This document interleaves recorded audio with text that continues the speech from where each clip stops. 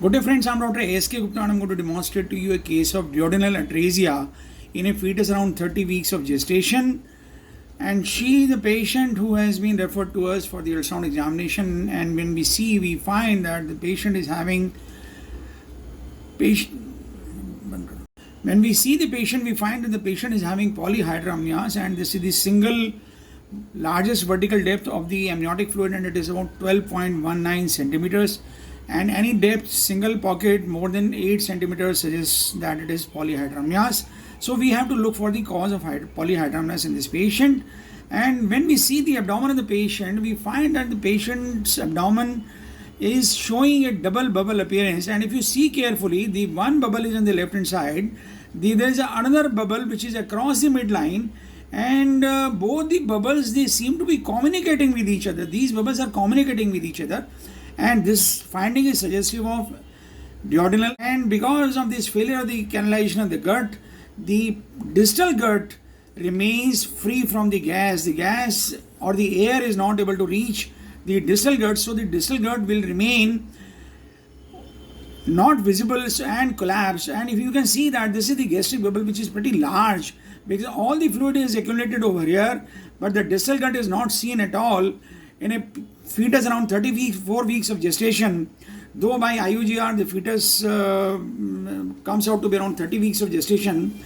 So this patient is having a duodenal atrasia, and if you see carefully, you find that there is skin over here over the abdomen is edematous, and the skin width is around 7.5 millimeter.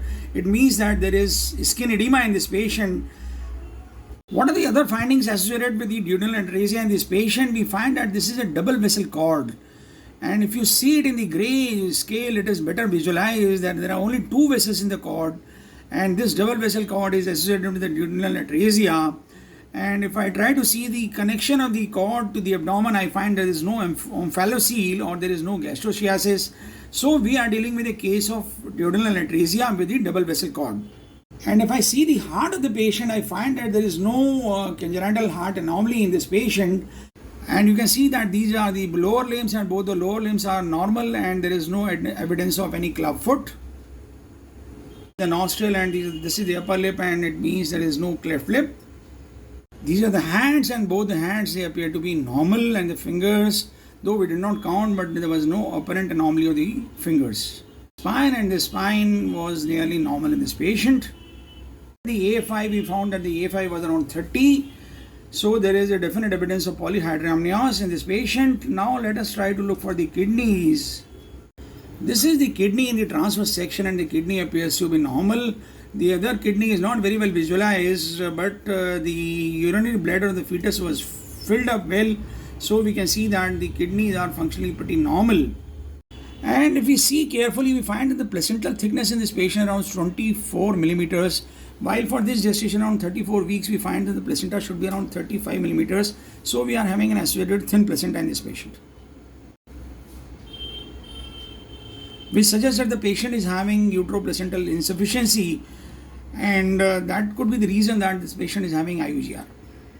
So we have been able to demonstrate a good case of duodenal atrasia in a fetus around 34 weeks of gestation by the LMP, and around 30 weeks of gestation because of the IUGR associated with the polyhydramnios, double vessel cord. And these findings suggest that this fetus might be having multiple congenital anomalies, and this fetus might be detected soon after the birth. And if after the birth, the neonate has bilious vomiting, it is possible that the atrasia is beyond the ampulla of Vater, and in case there is no bilious vomiting within 24 hours to 36 hours of birth, it means that the atrasia is proximal to the ampulla of Vater, but these fetus will require immediate treatment for the intestinal obstruction. If you like our video, please do subscribe to our channel. Do not forget to press the like button and share the video among large number of friends. Thank you very much.